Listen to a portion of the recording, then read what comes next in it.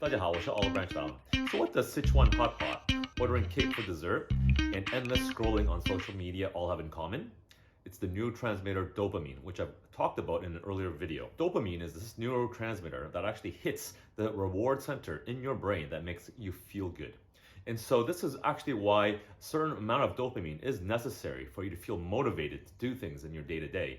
But too much of it has been shown to be quite damaging for the brain. In this video, I'm going to explain to you what is actually happening and what you can do about it to combat that. So another chemical messenger that you kind of need to understand is cortisol. And this is the stress hormone, and this allows you to take action such as a fight or flight situation. But it can also go up for less exciting reasons, and it can even stay elevated for prolonged periods of time. Like, for example, you're worrying about your finances, or you're just worrying about what other people think about you. Because dopamine is extremely important, it helps you to stay motivated for everyday life. Your brain regulates this really well, especially in the prefrontal cortex, which is the forebrain, the front of your head. And this is what separates us from lizards. This is also responsible for logic and reasoning, analysis, and impulse control.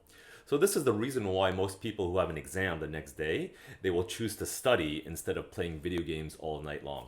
The problem arises is when cortisol and dopamine are both combined together, which then it actually shuts off your prefrontal cortex and it makes managing impulses very much harder. This leads to binging behavior like endless social media scrolling because you can't actually say that it's pleasurable to read these posts. It has just a hint of shock and disgust to give you just enough stress and combined with the dopamine to form an endless scrolling behavior. A sugary snack like chocolate can also give you a dopamine hit. This is why junk food can also be very addictive.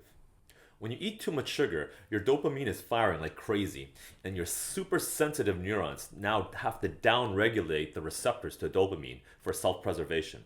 This is the reason why the fifth piece of chocolate doesn't taste as good as the first piece of chocolate. This causes you to take in even more chocolate to get the same feel-good sensation, and this is called tolerance. Eventually, when you take in too much, this will exhaust your neurons and eventually lead to neuronal cell death. Now, this is important. If you're still in adolescence, then your prefrontal cortex actually hasn't fully developed yet until the age of 25. When you get overstimulation from dopamine, the neuronal cell death that happens is actually the white matter or the myelin sheath. And this is, you can think of, is the insulation that covers a wire.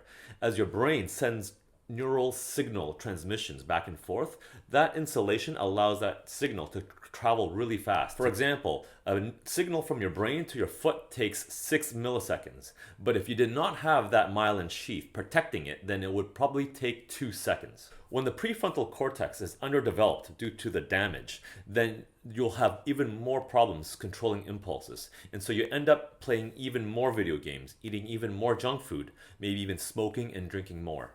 This becomes a vicious cycle, as you can see, and can even cause ADHD or even depression and makes adulthood that much more challenging. Now, the solution is simple, but not easy. What I'm suggesting is a dopamine fast. And so you don't want to overindulge or let your children overindulge, but yet you still need some to stay motivated. Just beware of the slippery slope. Practice the art of moderation. This is just another reason how sugar can harm you. But equipped with the right knowledge and wisdom, you can then make better decisions concerning your health. I hope you found that useful. And as always, if you have any questions or comments, please leave them down below, and I'll see you next time.